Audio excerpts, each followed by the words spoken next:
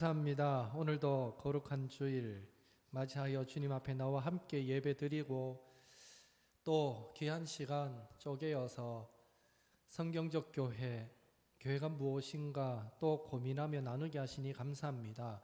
오늘 이 시간도 주여 성령으로 기름 부으시고 우리 개개인에게 분명한 감동과 깨달음도 있게 하셔서 우리에게 깨우치신 그 교회에 대한 거룩한 열망이 우리 삶 가운데 아름답게 열매 맺어지게 도와주시고 더 힘써 아름다운 교회를 만들어가는 저희들 모두가 되도록 도와주옵소서. 마치는 시간까지 함께 하옵소서. 예수님의 이름으로 기도드립니다. 아멘. 오늘 삶과 한 가족으로서의 교회 맞죠? 사과? 사과? 예, 사과 드립니다. 예, 사과입니다. 그래, 뭐 좀 이상하더라.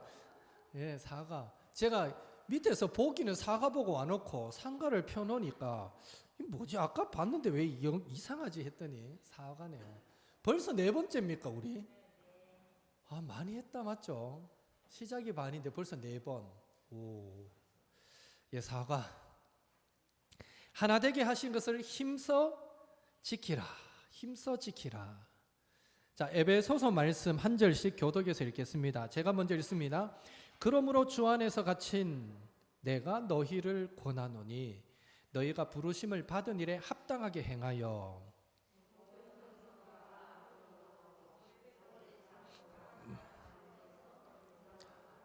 평안에 매는 줄로 성령이 하나 되게 하신 것을 힘써 지키라.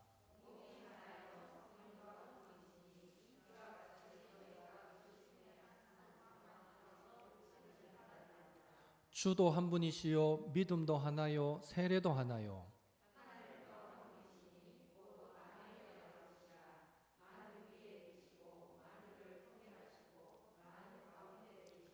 그가 어떤 사람은 사도로 어떤 사람은 선지자로 어떤 사람은 복음 전하는 자로 어떤 사람은 목사와 교사로 삼으셨으니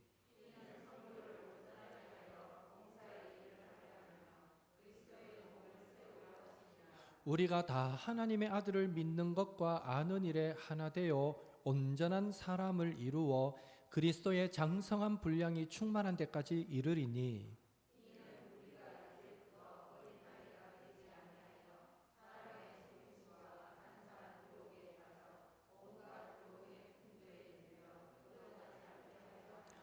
오직 사랑 안에서 참된 것을 하여 범사에 그에게까지 자랄지라. 그는 머리니 곧 그리스도라.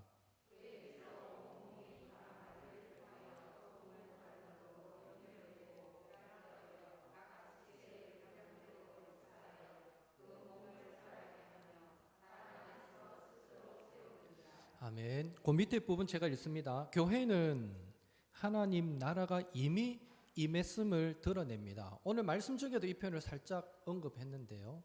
하나님 나라가 임한 결과로 드러난 것이 교회입니다. 예, 저와 여러분은 하나님 나라 이 땅에 임했다라는 것을 보여주는 존재들이다. 그렇게 이해하시면 되죠. 교회는 어떻게 할 때 하나님 나라를 보일 수 있습니까? 바로 하나가 되어 한 몸, 한 가족으로 살아갈 때입니다. 서로 모르던 사람들이 그것도 세상에서는 마치 유대인과 이방인처럼 서로 상종도 하지 않을 만한 사람들이 교회 안에서 한 몸, 한 가족으로 자신의 것을 나누며 다른 사람의 유익과 행복을 위해 살아가는 것은 이 세상에는 존재하지 않기 때문입니다. 그런데 이런 교회적 삶은 아무런 노력도 없이 저절로 이루어지지는 않습니다. 왜냐하면 교회 밖으로는 악한 세력의 유혹이 있고 교회인 우리는 연약한 자들이기 때문입니다. 그러므로 교회가 한 몸, 한 가족이라고 말하는 것만으로는 충분하지 않습니다. 한 몸, 한 가족으로 살아가기 위해서는 어떤 태도와 삶의 원리가 필요한지도 살펴야 하고 따라야 합니다. 예. 좋습니다. 소제목은 부르심을 받은 일에 합당한 삶. 앞에서 에베소서 4장 1절에서 6절은 우리가 다 읽었습니다. 1번 바로 보겠습니다. 너희는 부르심을 받은 일에 합당하게 행하라. 48쪽입니다. 부르심을 받은 일에 합당하게 행하라 라고 말씀하셨습니다. 부르심에 합당하게 행하려면 어떤 부르심인지 알아야 합니다. 하나님은 우리를 어떻게 부르셨습니까? 아래의 성경 본문을 참고할 때 교회라고 불리는 우리를 어떤 존재로 부르셨습니까? 하나님은 우리를 어떻게 부르셨습니까? 일단 위에 성경 구절에서 참는다면요. 우리가 앞에서 읽었던 에베소서 4장 1절에서 6절 이 말씀에서 먼저 찾아본다면 부르심에 합당하게 행하려면 어떤 부르심인지 알아야 한다 했는데 하나님 우리를 어떻게 부르셨느냐 했을 때 3절에 보면 평안에 매는 줄로 성령이 하나 되게 하신 것을 힘써 지키라. 즉 성령이 하나 되게 하신 것을 힘써 지키는 그 일이 바로 부르심에 합당하게 행하는 일이다라는 것이죠.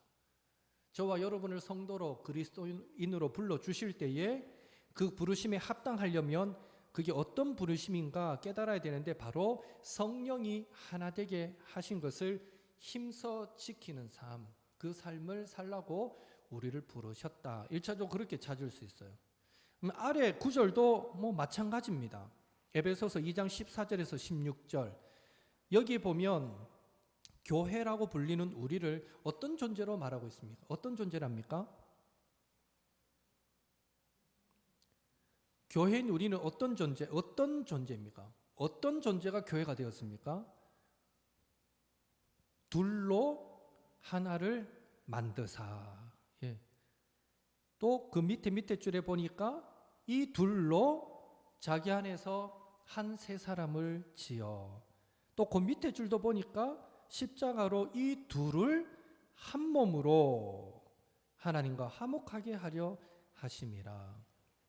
교회라고 불리는 우리는 어떤 존재로 불러주셨느냐? 각자가 섞일 수 없는, 하나 될 수 없는 그런 우리들을 불러서 어떻게 주셨다는 거예요? 이 둘이 하나 되게 만든 존재, 우리를 그렇게 불러주셨다. 그렇게 분명히 얘기하고 있습니다. 여기서 하나 더해서 생각해 볼 수 있는 것은 둘로 하나를 만드셨다 그랬는데요. 예수님이 십자가로 하나님의 나라를 성취하심으로 드러난 것이 교회인데 그런 의미에서 예수님은 유대인과 헬라인들이 이 둘이 하나 되게 만들어 주셨거든요. 교회 안에서 도무지 이전에는 섞일 수 없는 그 관계의 사람들이 교회 안에서 서로 성도가 되게 하시고 한 몸이 되게 하시고 한 가족이 되게 만들어 주셨다.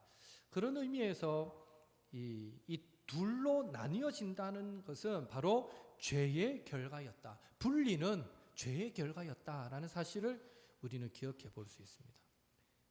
그러니까 가정도 교회도 세상도 어떤 경우에 적용해도 아마 틀리지 않을 것 같아요.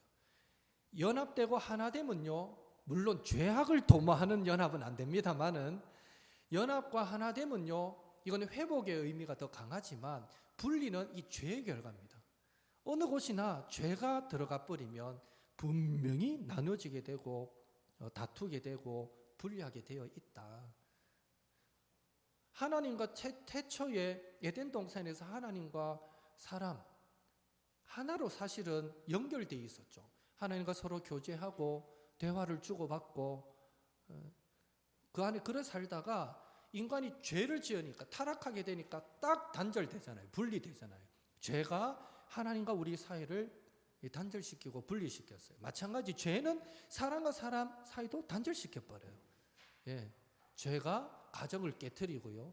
죄가 교회도 싸우게 만들어버립니다. 분리는 죄로 말미암았다라는 사실을 알 수 있고요. 바로 예수님이 오셔서 하신 일이 십자가로서 이 죄를 사해 주심으로 분리되었던, 나뉘어졌던 그것을 하나로 만들어 주셨다. 예, 둘이 하나 된다라는 의미 안에 그런 의미도 들어가 있는 것입니다. 예. 바로 이런 성령이 하나 되게 하신 것을 힘써 지켜라, 그렇게 말하고 있죠.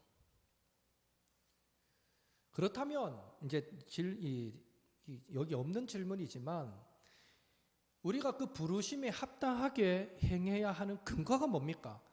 성령이 하나 되게 하신 것을 힘써 지켜야 될 이유가 뭡니까? 왜 그래야 됩니까? 왜 그래야 됩니까? 그 근거로 4절에서 6절에 보면 7가지 근거를 대고 있습니다. 성령이 하나 되게 하신 것을 힘써 지킬 이유, 첫째는요, 몸이 하나이기 때문입니다. 그 이유로 몸이 하나다라고 말합니다. 이 교회가 하나다라는 의미입니다. 교회를 몸으로 비유했으니까요. 사도신경 고백에서 거룩한 공회와 할 때 이 공회, 이 교회라는 말이거든요. 그거는 더가 정관사가 붙어서 바로 그 교회 하나됨을 강조하는 표현이기도 합니다. 그래서 몸이 하나다, 교회가 하나이기 때문이다. 두 번째, 성령도 한 분이시다. 그래서 우리는 하나됨을 힘써 지켜라. 세 번째, 소망도 하나다. 네 번째, 주도 한 분이시다. 예수님도 한 분이시다. 다섯 번째, 믿음도 하나다. 누구에 대한 믿음인데요? 예수님에 대한 믿음. 맞죠? 오늘 저와 여러분이 교회에서 누구를 믿습니까? 부처님 믿습니까? 아니죠. 예, 교회에 와서 저는 부처님 믿습니다 이러면 병원에 한번 갔다 오셔야 됩니다. 예. 믿음도 하나예요. 우리는 분명해요. 예수님을 믿는 거예요. 믿음도 하나. 그리고 세례도 하나다라고 강조합니다. 물론 바울이 여기서 세례도 하나다라는 이 강조점에는 또 부수적인 의미가 담겨 있어요. 뭔가 하면은 그 당시에 많은 유대인들이 물론 예수님을 믿어야 하지만, 그러나 세례도 받지만, 그러나 뭘 더 해야 된다는 거예요. 할례도 받아야 된다.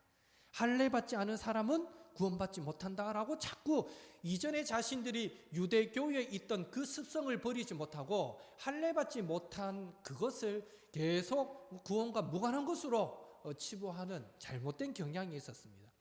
그래서 예수님도 믿고 세례도 받았는데 그것으로 구원받지 못하고 구원받고자 할진대 할례까지 받아라라고 자꾸 강조하는 게 있었는데요. 바울은 여기서 세례도 하나다 그랬어요. 이 말은 우리는 예수 믿고 세례 받은 것으로 이미 천국 백성 되었고 우리는 하나 되어버렸다. 더 이상 그거 외에 할례는 아무것도 아니다. 이제 이런 의미도 여기에 깔고 있는 것입니다. 그리고 하나님도 한 분이시기 때문에, 그러니까 하나님, 예수님, 성령님 한 분이시고 믿음도 하나고 또 세례도 하나고 교회도 하나고, 그렇기 때문에 우리 성도는 어떻게 해야 된다고요?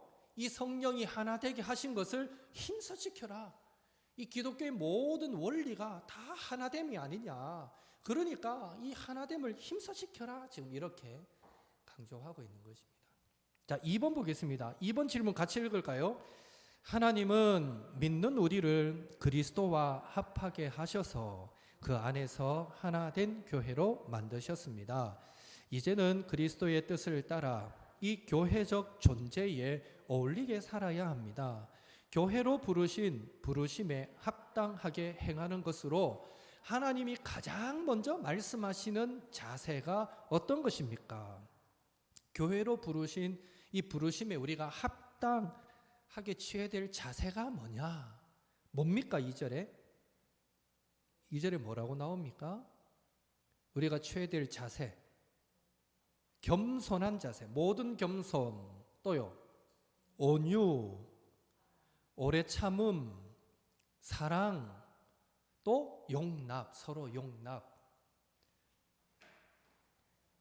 우리를 교회로 한 몸, 한 가족으로 부르신 우리에게 그렇다면 우리가 어떤 자세를 가져야 되느냐라고 할 때 지금 이걸 요구하는 거예요. 모든 겸손과 온유와 오래 참음과 사랑과 용납함을 우리는 가져야 된다. 이 자세를 가져야 된다라고 말합니다.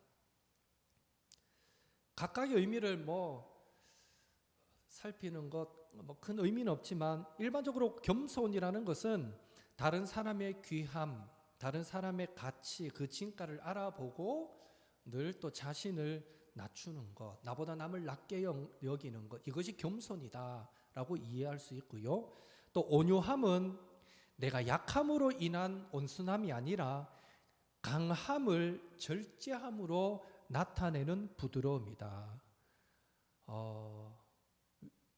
외유내강의 모습, 그게 바로 온유합니다. 그렇게 우리는 온유함을 또 이해할 수 있고요. 오래 참음은 나에게 화나게 만드는 그 사람에 대해서 어떻게 하자는 거예요? 인내하고 또 분노하거나 보복하지 않는 것, 이게 바로 오래 참는 것이다. 그렇죠? 못 참으니까 보복하게 되죠. 복수하게 되죠. 그러니까 인내하고 참는다라는 것은 더 이상 분노하지 않고 또 보복하지 않는다라는 것도 전제가 되는 것입니다. 그게 오래 참음.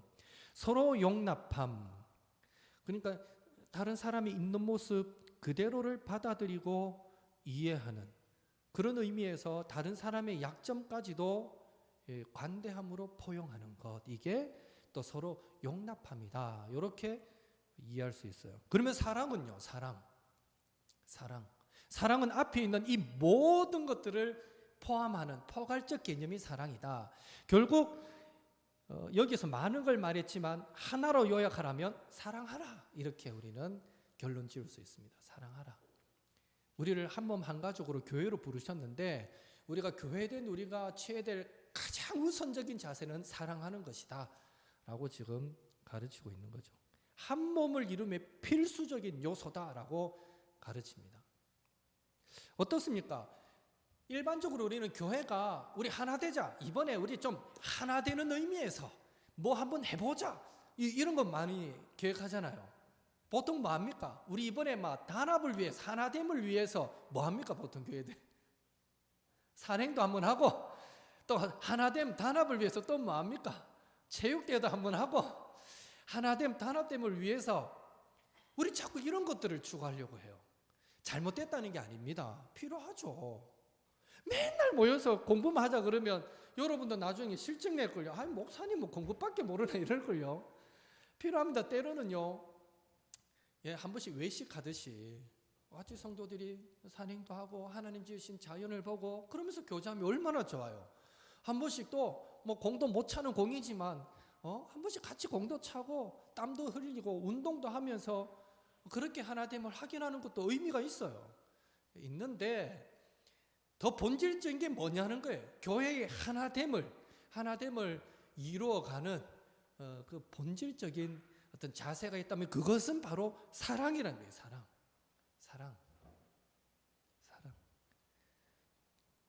모여가 으쌰으쌰 막 이래 한다고 해서 절대 교회는 하나 되지 않는다. 꼭 기억하십시오. 뭐 친목 도모가 막 활성화된다고 교회가 진정 하나 될 것 같습니까? 안 됩니다. 그러다가 또 깨집니다. 자주 만나다 보면요, 좋은 것도 있지만 또 흠도 발견하게 되거든요. 자주 만나게 되면요, 상처도 있게 되거든요. 어쩔 수 없는 거예요. 이 교회의 영광스러운 교회이기도 하지만 우리의 연약함으로 말미암아 어쩔 수 없는 모습. 그러니까 으쌰으쌰가 교회를 진정 하나 되게 만들지는 않아요. 도움은 줄 수 있어요. 그러나 진정 교회를 하나 되게 만드는 것, 우리가 정말 한 몸이구나, 우리가 한 가족이구나, 이걸 느끼게 만들려면 우리가 가질 최고의 자세는 사랑하는 거예요. 사랑. 우리가요, 야외예배 안 나가도 돼요. 10년, 20년 우리 교회가 존재하는 동안 체육대회 한 번도 안 하고 야외예배 한 번도 안 하고 뭐 이벤트 행사 아무것도 안 해도 돼요. 여러분이 사랑하려고만 해보세요. 옆에 있는 분들 사랑하려고만 해보세요. 그러면요, 그냥 좋은 거예요. 이 교회가 사랑이 있는 이 교회가 좋은 거예요. 그래서 하나 되는 거죠. 사랑으로 하나 되지 다른 것으로 절대 하나 되지 않습니다. 꼭 우리가 기억해야 됩니다. 먼저가 뭔가, 본질이 뭔가를. 좋습니다. 3번 또 같이 읽습니다. 우리는 개인적인 신앙생활에는 힘써야 한다고 생각합니다. 그런데 성경은 부르심에 합당한 것으로서 더욱 힘써야 할 일이 있다고 말합니다. 그것은 무엇이며 왜 그렇게 해야 하는지 말해 보십시오. 예, 부르심에 합당한 자로서 더욱 힘써야 할 일이 무엇입니까? 3절, 성령이 하나 되게 하신 것, 이거를 힘써 지키라 라고 말합니다. 성령이 하나 되게 하신 것을 힘써 지키라. 여기 힘써 지키다라는 이 헬라어 단어는 스푸다조라는 단어인데요. 뒤에 박스에 읽어보면 이 간단한 단어 설명이 나와요. 이 단어 안에는요, 긴박성이 담긴, 이 단어는 긴박성이 담긴 어떤 열정과 최선을 의미하는 단어입니다.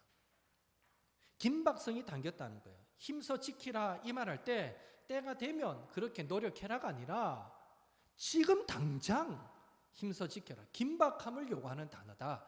이거 하나만 우리가 기억하시면 돼요. 힘써 지키는데 지금 당장, 차차가 아니라 내가 이 교회 다닌 지 얼마 된다고 뭐 한 5년 다니고 뭐 적어도 내가 뭐 안수집사 정도는 되고 적어도 내가 권사 정도는 되고 적어도 내가 뭐 장로 정도는 됐을 때 그때 내가 좀 열심을 내서 힘써 지키지, 이게 아니라 교회는요 긴박성을 요구해요. 지금 당장 힘써 지키는 그 일에 우리 한 사람 한 사람이 함께 동참하기를 요구하고 있다.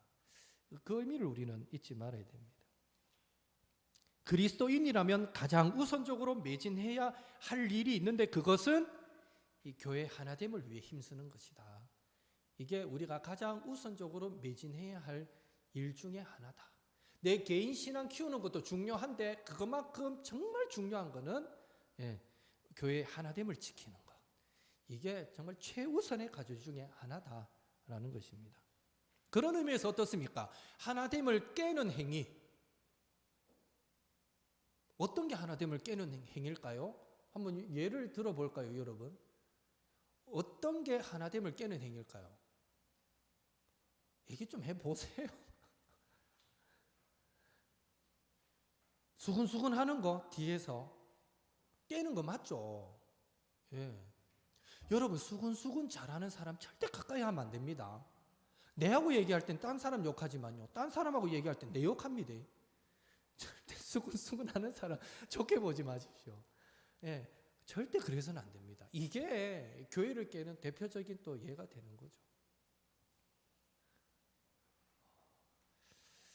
하나됨을 깨는 행위는 다시 말씀드리지만 그리스도인이 가장 최우선적으로 매진해야 할 일이 성령이 하나 되게 하신 것을 힘써 지키는 일이라면 이 하나됨을 깨트리는 이 일은요, 좀 심하게 제가 표현하는 것일 수도 있지만 그것은 적 그리스도적인 죄다라는 사실을 알아야 됩니다. 하나됨을 깨트리는 이게 적 그리스도적인 행위다라고까지 우리는 이해해야 됩니다.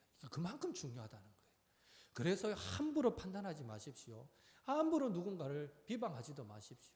예, 또 모여서 수근수근 하지도 마십시오. 저는요 절대 판단 안 했어요. 들어만 줬을 뿐이 듣는 것도 듣지 마십시오. 예, 우리는 어떻게든지 하나됨을 위해서 힘쓰고 애쓰자. 예, 교회를 깨는 이유가 어찌 되었든지 교회를 분열시키는 행위는 적그리스도적인 행위다. 우리가 이 정도로만 생각할 수 있다면 저와 여러분은 훨씬 더 교회 하나됨을 위해서 귀하게 쓰임받을 수 있을 것입니다. 자, 밑에 박스. 우와, 길다. 이거 늘 시험 듭니다. 읽기는 읽어야 되는데 이거 지난주 우리 안 읽었는데 집에서 읽어보셨나요? 솔직하게 박스 나 집에서 또 손 들러 가면 시험 들라나? 아, 교회 와서 읽었어요? 아니 저는 미안한데 너무 바빠서 못 읽었습니다. 솔직하게. 한 분, 두 분, 세 분, 네 분, 그 정도 내리시고. 그러면 그래도 대체로 많이 읽으시는데 제가 일단 넘어가는데 여러분 읽으셔야 돼요. 왜냐하면 제가 앞에서 1번, 2번, 3번 하면서 얘기했던 이것을 쭉 읽기만 해도 일목요연하게 요약해주고 있습니다. 속속 귀에 들어오도록 요약해주고 있는 부분이니까 꼭 읽으십시오. 아시겠죠? 그러면 앞에 제가 1, 2, 3번 하면서 제 설명이 살짝 긴가민가한 설명이 있더라도 이 뒤에 박스를 읽어보면요 또 선명하게 이해가 됩니다. 그러니까 집에 가셔서 복습 삼아 꼭 읽으십시오. 아시겠죠? 예, 그리고 넘어갑시다. 자, 에베소서 4장 11절에서 16절 역시 앞에서 우리가 읽었습니다. 그러면 바로 우리 또 1번 문제 같이 읽어볼까요? 우리는 성령님이 하나 되게 하신 것을 힘써 지켜야 합니다. 이렇게 하기 위해서 앞에서 말한 사랑과 더불어 복음의 진리가 필요합니다. 복음 가운데 온전하게 서기 위해 우리는 무엇에 하나가 되도록 힘써야 합니까? 앞에서 사랑을 말했대요. 맞습니까? 우리가 1, 2, 3번 할 때 사랑을 얘기했습니까? 한 몸 된 교회를 위해서 성도가 취해야 될 자세는 모든 겸손과 온유와 오래 참음과 또 사랑과 나눴죠. 그런데 이게 다 하나로 요약된 게 사랑이라 그랬어요. 그런 의미에서 여기서 말하는 겁니다. 하나 되게 하심을 힘써 지키기 위해서 앞에서는 사랑을 나눴고 이제는 뭘 나눈다는 거예요? 복음의 진리가 필요하다. 복음 가운데 온전히 서기 위해 우리는 무엇에 하나가 되어야 합니까? 13절 무엇에 하나가 되어야 됩니까? 하나님의 아들을 믿는 것과 아는 일에 하나가 되어야 된다. 하나님의 아들을 믿는 것과 아는 일에 하나가 되어야 된다. 하나님의 아들을 믿는 것과 아는 일 다르게 표현하면 어떻게 표현할 수 있을까요? 예수 그리스도와 그분에 대한 모든 것, 그분에 대한 가르침, 그분에 대한 진리를 우리는 알아야 된다. 예. 그런 의미에서요, 그 예수 그리스도와 그분에 대해서 아는 것이 하나가 되어야 된대요. 그런 의미에서 여러분 공예배 우리가 공적인 모임이 정말 중요합니다.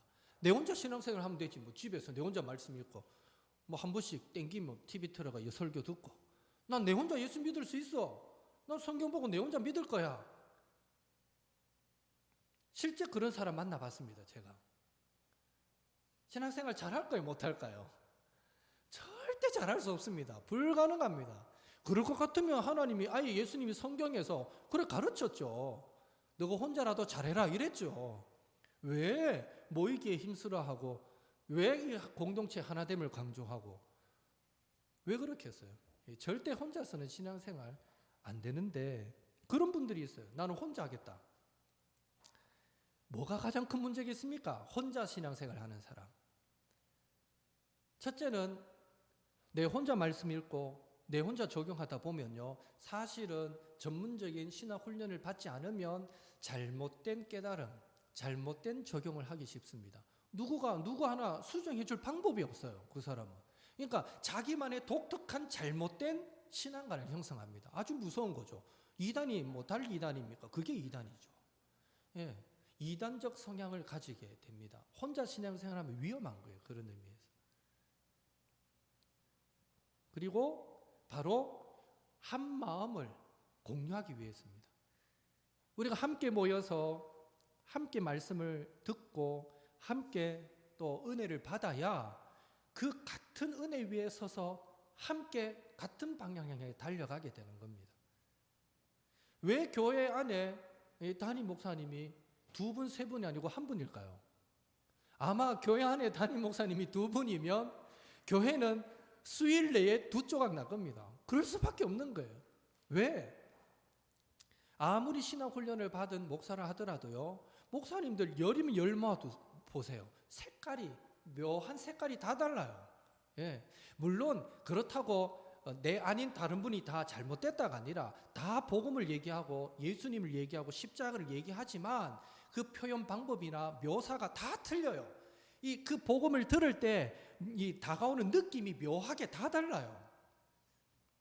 그래서 한 교회에 한 목사님을 세워서 한 방향을 추구하게 만드는 게 가장 이상적이다라는 것입니다. 예. 그래서 여러분 주일날 오늘 오셔서 예배했잖아요. 말씀 들었잖아요. 제가 선포한 그 말씀을 여러분이 다 같이 들었어요. 같이 들었기 때문에 같이 공감하고 그래 살아야 되겠다. 같이 적용하고 내가 알곡이 되어야 되겠다. 이 같이 적용할 적용점을 찾게 되고 또 말씀을 통해 제시한 비전이 있다면 그 비전으로 나아가야겠다. 같은 방향을 찾게 되니까 이 공동체가 하나 된다는 건 정말 중요한 거예요. 그래서 공적으로 모이는 모임에 여러분들 열심을 내야 됩니다. 이런 성경 공부 모임에 오는 거 잘하는 거예요. 이건 열심 내는 거니까. 근데 이런 모임에 오지 않으면 공예배에 열심을 내지 않으면 어떻게 됩니까? 교회는 속해 있는데 시간이 지나면 지날수록 점점 더 교회가 추구하는 방향과 그 본질에서 본인의 신앙이 살짝 벗어나기도 하고요. 마치 주변인처럼 옆에 서 있는 것 같은 그런 느낌을 가지게 됩니다.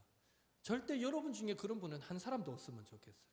여러분들은 모두 이 옥토교회 안에 깊이 들어와서 같은 비전을, 같은 목표를 가지고 함께 믿음으로 달려가는 그런 성도들이 되었으면 좋겠습니다. 그래서 우리는 이 공적으로 모이는 것이 중요하다. 같은 진리로 하나 되기 위해서다라는 것입니다. 그래서 심지어 어떤 교회는요, 통합 예배를 강조하기도 해요. 어른들과 아이들 함께 예배드리자. 현실적으로 쉽지는 않은 부분인데 그걸 강조해가지고 분기마다 한 번씩은 온 주일학교 아이들까지 다 올라와가 다 같이 예배드리는 이런 이벤트 삼아 그렇게 하는 교회들도 있는 이유가 바로 이런 어떤 목적을 갖고 하는 건데요. 분명한 것은 내가 말씀으로 또 도전받고 깨닫고 배운 것을 분명 우리 자녀에게 흘러가게 만들어줘야 됩니다. 그래서 어떤 교회는요, 이 대형 교회 위주로 그렇게 많이 해요. 이제 여력이 되니까 뭔가 하면 그 주 목사님의 말씀, 그 본문을 갖고 아예 한 달 전부터 미리 나오죠. 본문 제목이 나오면 아예 한 달 전부터 연구하는 팀이 있어가지고 연구해서 주일학교 모든 부서에 맞는 주일학교 공과를 만들어 버립니다. 그 주에 어른들이 대회에서 드리는 예배나 아이들이 주일학교에서 드리는 예배나 본문이 같고 내용이 같아요. 그렇게까지 시도하는 교회들이 많아요. 참 잘하는 거예요. 한 마음, 한 비전, 한 뜻을 품기 위해서 참 의미 있는 일이다라는 거죠. 그런데 현실적으로 그렇게 안 된다면 우리는 어떤 노력을 할 수 있을까요? 적어도 여러분이 오늘 말씀에 은혜 받고 깨달았다면 중학생 이상의 자녀는 어쩌든지 데리고 와서 예배 함께 참석시키는 게 좋고요. 어린 자녀들에게는 그들이 알아듣든지 알아듣지 못하든지 나누는 거예요. 오늘 예배를 통해 목사님이 이런 말씀하셨는데 아빠가 엄마가 참 이런 은혜를 받았다. 너도 꼭 기억하고 이렇게 우리는 살아가야 돼. 짧게라도 내가 받은 말씀을 아이들에게 부지런히 나눈다면 어느 정도의 공감대, 같은 어떤 신앙의 모습이 이어져 갈 수 있지 않을까 이런 생각을 해봐요. 왜 신앙이 단절될까? 어른들 신앙은 너무너무 좋은데 왜 자식대로 가면서 신앙이 단절되는 느낌이 생길까? 바로 우리가 이 진리 안에서 하나됨을 이루지 못했기 때문에 그런 것은 아닌가 이런 생각도 해보게 됩니다. 그래서 지금도 늦지 않았어요. 우리 아이는 그래도 대회 참석하는데 그래서 그냥 던져두는 게 아니라 너 오늘 예배 때 목사님 말씀 이해가 됐니? 너는 뭘 느꼈니? 물어보고 그래서 서로 한 번 더 대화해보고 그러면서 같은 마음을 부모와 자녀가 같은 믿음을 공유한다는 거 정말 의미 있는 일이다. 꼭 기억하시고 한번 여러분 개개인에게도 적용해 볼 수 있었으면 참 좋겠습니다. 자, 2번 같이 읽겠습니다. 복음의 진리 곧 하나님의 아들을 믿는 것과 아는 일에 모든 성도가 다 하나가 되기 위해서는 먼저 누가 가르치는 역할을 제대로 감당해야 합니까? 또한 그렇게 가르치는 목적은 무엇입니까? 누가 가르치는 역할을 제대로 해야 됩니까? 누가요? 11절에 사도로, 선지자로, 복음 전하는 자로, 목사와 교사로 직분을 세우셨네요. 맞죠? 누가요? 바로 이런 분들이 먼저 가르치는 역할을 제대로 감당해야 된다라고 말합니다. 오늘 사도 있습니까? 오늘날 사도는 성경에 말하는 12사도 외에는 어느 누구에도 사도라는 말을 붙이지 않습니다. 예. 구별하기 위해서 그렇습니다. 사도 이러면 우리는 앞에 12 안 붙여도 12사도 그걸 의미한다라고 이해하시면 됩니다. 사도는 12제자에게만 붙여지는 것. 그 다음에 오늘날 사도는 없어요. 우리에게.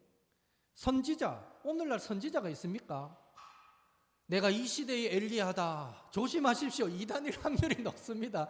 내가 선지자다 하고 뭔가 예언한다 하는 사람들 조심하셔야 됩니다. 예, 이단일 확률이 높습니다. 이미 선지자는 하나님의 말씀을 계시하고 대언하거든요. 우리에게 성경 66권 이미 종결된 계시의 말씀이 있습니다. 굳이 하나님이 선지자를 때로 세우실 이유가 없습니다. 오늘날에. 그래서 선지자의 직분도 오늘날에는 없습니다. 그리고 복음 전하는 자, 다르게 표현하면 전도인이라는 개념 정도는 우리가 세울 수 있는데요. 오늘도 교회에 따라 혹 전도인이라 해서 특별히 전도의 은사가 있는 사람, 성도들 중에 그분에게 전도인이라는 직책을 줘가지고 교회가 때로는 일부 후원하기도 하고요. 전적으로 전도에 열심 내라고. 어떤 교회 안에는 진짜 전도 많이 하는 어떤 권사님, 집사님은 그 교회에서 아예 교역자들 사무실 내주듯이 그 권사님 방을 줘요. 왜냐하면 이 권사님은 자나깨나 전도가 일이니까 막 전도하는 것밖에 안 하니까. 그래서 그 사무실을 줘가지고 늘 거기 와서 기도하고 또 전도하러 다니고 막 그렇게 하라고 그렇게 전도인으로 세워서 배려는 해줄 수 있어요. 그러나 사실 거의 없어요. 이 제도 자체가 한국교회는 거의 없습니다. 그런 의미에서 오늘날 우리에게 직접적으로 와닿는 직분은 두 개밖에 없네요. 뭐죠? 목사와 교사. 목사와 교사. 그런데 여기서 말하는 목사와 교사는 엄밀히 따지면 바로 목사를 의미합니다. 목사라는 말은 이 목사의 그 직분 중에 돌봄을 강조하는 직분이 이 목사입니다. 목자, 목사, 양떼를 돌본다, 돌봄을 강조하는 게 목사, 목자이고요. 그 다음에 또 목사의 그 직분, 목사의 그 역할 중에 가르침의 개념을 이제 적용한 것이 교사입니다. 그래서 목사는 목자와 교사가 돼야 된다. 오늘 제가 이제 여러분을 이렇게 가르치잖아요. 그래서 제가 늘 기도하는 게 하나님, 제가 가르치는 은사가 없는데 더 명료하게, 더 분명하게, 더 잘 가르치는 은사를 주십시오. 왜? 이게 목사에게 필요한 거니까. 물론 주일학교 교사들이 아이를 가르치는 은사도 당연히 필요하죠. 필요한데 엄밀히 따서 여기에 목사와 교사는 바로 목사를 두고 한 얘기다. 그런 의미에서 오늘 이 질문에 먼저 누가 가르치는 역할을 제대로 해야 합니까? 했는데 바로 이 목사인 거예요. 제가 그 역할을 제대로 감당해야 되는 거죠. 그렇게 제대로 감당해야 되는 이유가 뭡니까? 이 역할이 중요한 이유가 뭡니까? 12절에 왜 이 목사의 역할이 중요합니까? 성도를 온전하게 하고 봉사의 일을 하게 하고 그리스도의 몸을 세우기 때문입니다. 그래서 정말 이 제가 맡은 이 목사의 직분이 참 두렵고 떨리는 직분인 것이고요. 근데 이건 또 여러분 개인에게도 스스로 적용하십시오. 목사에게만 이 일이 주어졌는 아닙니다.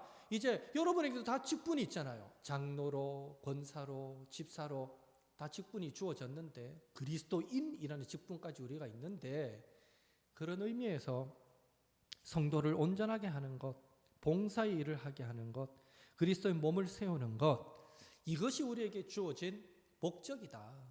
그래서 목사의 직책이 중요하고 그래서 직분자의 그 노력이 얼마나 중요한가 하는 사실을 우리는 기억해야 됩니다. 여기서 하나 적용할 수 있겠죠. 목사님의 역할이 참 중요하구나. 이 교회를 한 가족, 한 몸 만들어 가는 데 있어서 정말 없어서는 안 될 결정적인 역할이구나. 여러분이 이제 어느 정도 아셨어요. 그러면 꼭 적용하실 때 여러분 기도할 때마다 이 부족한 저를 위해서 늘 기도해 주십시오. 여러분이 신앙생활 적당히 하고 싶으면요, 저를 위해서 적당히 기도해 주시면 돼요. 그런데 진짜 여러분이 그래도 내가 하나님 앞에 이 짧은 인생을 살아가는데 제대로 한번 은혜 받고 제대로 한번 성도답게 살아보고 싶다. 그러면요, 여러분이 기도할 때 우리 목사님께 제대로 은혜 달라고 기도해야 돼요. 예, 그러면 분명 여러분에게도 놀라운 은혜가 흘러가게 될 겁니다.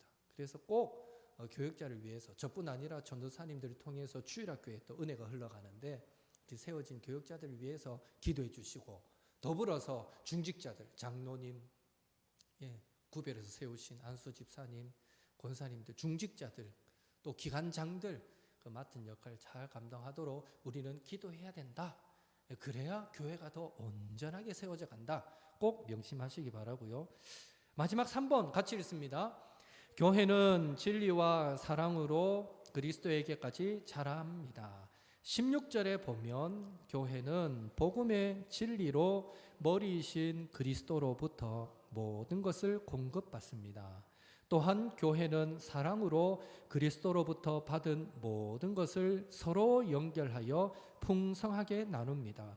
이것이 교회가 하나 되고 또한 그리스도의 장성한 분량이 충만한 데까지 이르는 비결입니다. 교회가 진리와 사랑으로 하나 되면 교회는 그 진리와 사랑 안에서 어떻게 세워집니까?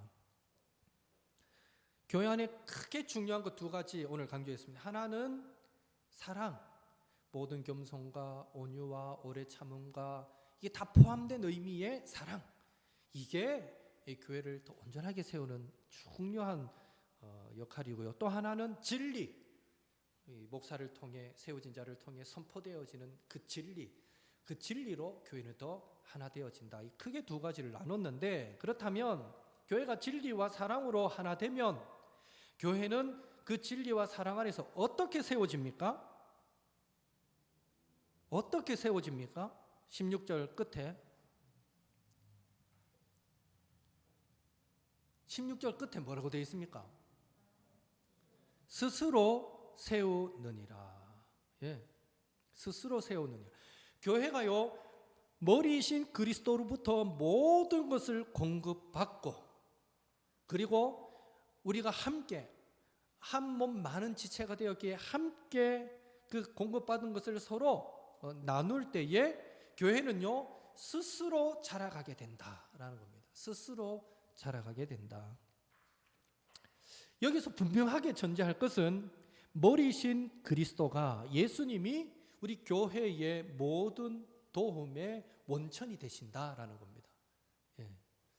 그래서 늘 우리는 예수님이 우리 교회를 다스리기를, 예수님이 늘 우리 교회를 지켜 보호하시기를, 주님께서 이끌어 가시기를, 우리 교회의 머리가 되어 주시기를 늘 기도해야 되고요. 우리 성도는 늘 우리 교회의 머리로, 나의 머리로 예수님을 인정해야 됩니다. 그러면 예수님이 머리이면 마디라는 표현도 나오거든요. 그래서 마디는 그 교회 안에 그리스도의 것을, 머리 대신 예수님의 것을 공급해주고 온몸이 함께 연결되고 결합되도록 만들어주는 역할이 마디다라고 보시면 되고요. 그런 의미에서 마디는 교회 안에 직분자들 또 사역자들 그들을 마디로 우리는 이해할 수 있는 겁니다. 여러분도 마디예요. 저도 하나의 사역자니까 마디고, 여러분은 또 직분을 맡았으니 마디고, 마디의 역할을 우리는 감당하고 있다.